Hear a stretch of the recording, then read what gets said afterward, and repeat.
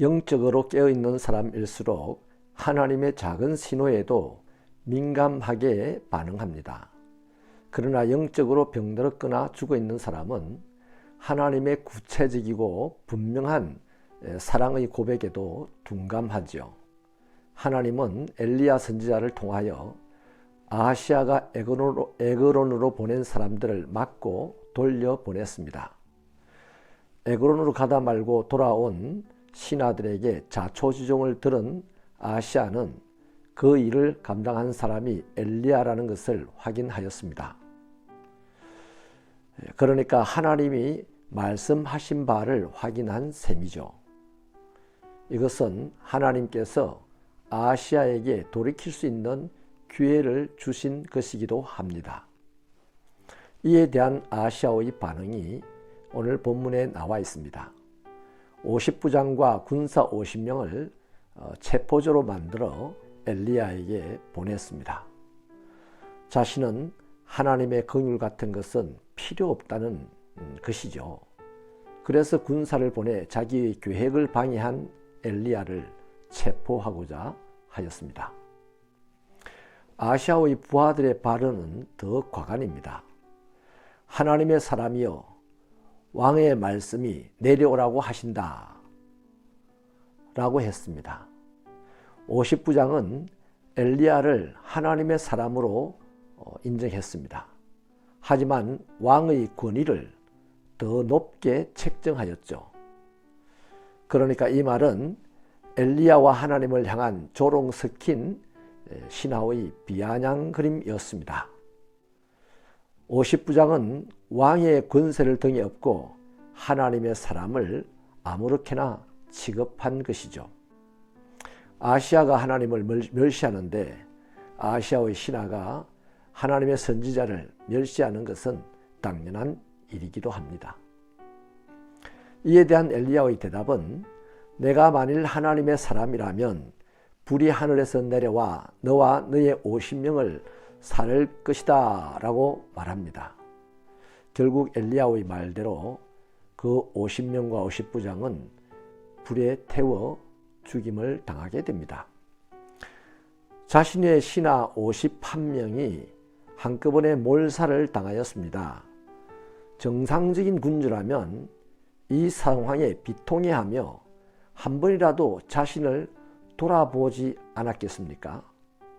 그런데 아하시아는 그렇지 않았습니다. 이미 영적으로 깊은 병에 들어 있었기 때문이죠. 그래서 두 번째 50부장과 50명의 군사들을 엘리야 체포조로 보내게 됩니다.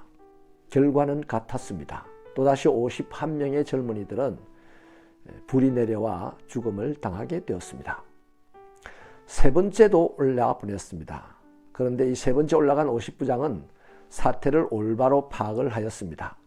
두 번의 사건을 통하여서 하나님의 살아계심과 엄유하심을 알게 된 것이죠.